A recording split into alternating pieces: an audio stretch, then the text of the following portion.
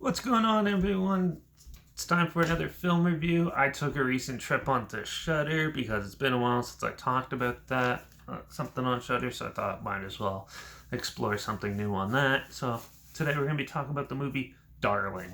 It was released September 26, 2015, and is directed by Mickey Keating, who has also done films like Off Season, Psychopaths, Carnage Park, and my favorite, Pod. Um, so Darling is an interesting, almost like character study of a woman who basically goes and into it, gets like a new apartment, but weird things start happening, and she learns about the past tenants and stuff. And so she thinks it's haunted, but is it really haunted, or is she just descending into madness? This is a good little short, somewhat film. It's only an hour and 15 minutes, but it's an indie horror thriller of that makes you pretty much think and it keeps you guessing. I enjoyed it to an extent.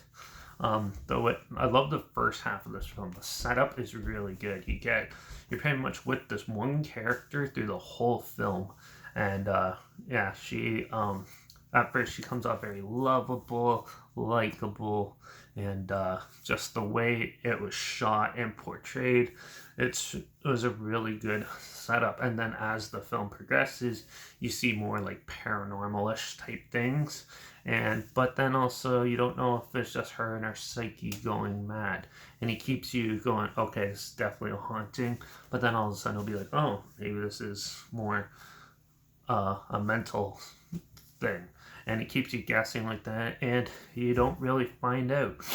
The ending is pretty lame, I thought, and I didn't think it was up to par. A lot of people praise this movie really well. That's why I checked it out, and so I'm like, okay, this sounds like something that's probably gonna be up my alley. But it sort of was, but wasn't. I thought it kind of slowed down a bit and just went in its own like odd direction of didn't know where to go basically, and but just the way the story concluded was a little confusing and wasn't really what I was expecting, and didn't really please me that much as the first half of the film did.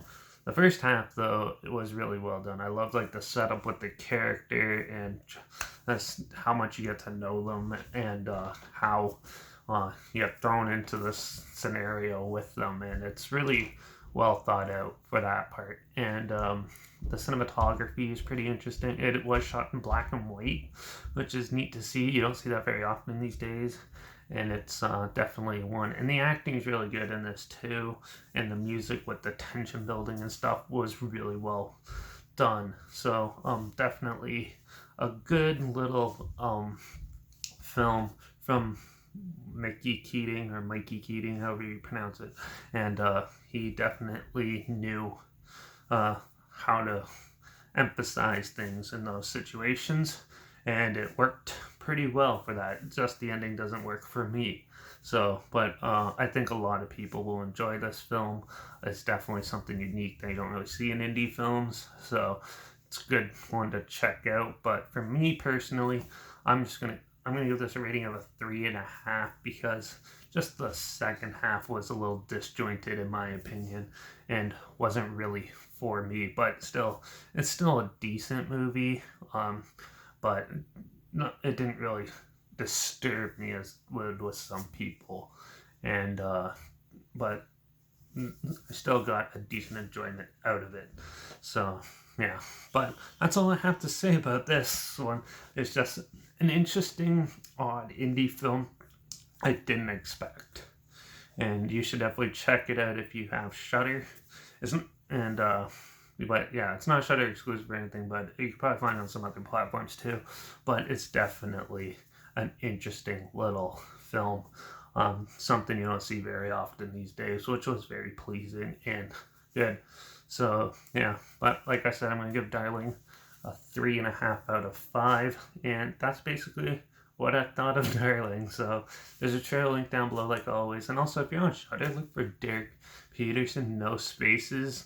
That's me. And I post my first opinion right after watching the film and a skull rating on the comments. So make sure you look for those when you're on there. I'm usually on there all the time, so commenting on stuff. So yeah. Also, make sure you check out my Instagram. That's linked down below. It's right underneath the trailer. That's linked down below if you're interested to check it out. And also, yeah, make sure you check out my Instagram, which is linked down below. That's where I post clips of films I'm going to review in the future on my stories. I have the film title hashtag and the subject on the film and a hashtag, so you're aware of it. And my Letterbox is also down below to repeat reviews. That's where I post my first star rating right after watching the films. So make sure you check out one of those two platforms to keep up with the channel and see what's coming up. Like this video, share some more people are aware of it. Comment your opinions of the film down below if you have any. Also, if you have any films that you want to hear my opinions on in the future, comment those down below too. I'll try to get to them as soon as I can, and if I can find it. And yeah, make sure you subscribe, because hopefully we can find something weird, strange, obscure like this together that you probably never thought of checking out. Or so you hear my opinions on popular films and classic films. I do that quite a bit too. So make sure you subscribe. And yeah, that's it for this one. But make sure you ring the bell, because we're going to go into Stephen King territory for the next review of somewhat of a creature feature type film of a killer dog. Yeah, I'm going to be checking out Cujo. I've seen it before, but I'm going to relive it and give you my full opinions in the next video. So make sure you ring that bell. Watch out for all those freaky women out there, and I guess I'll see you all in the next one. So until then, cheers.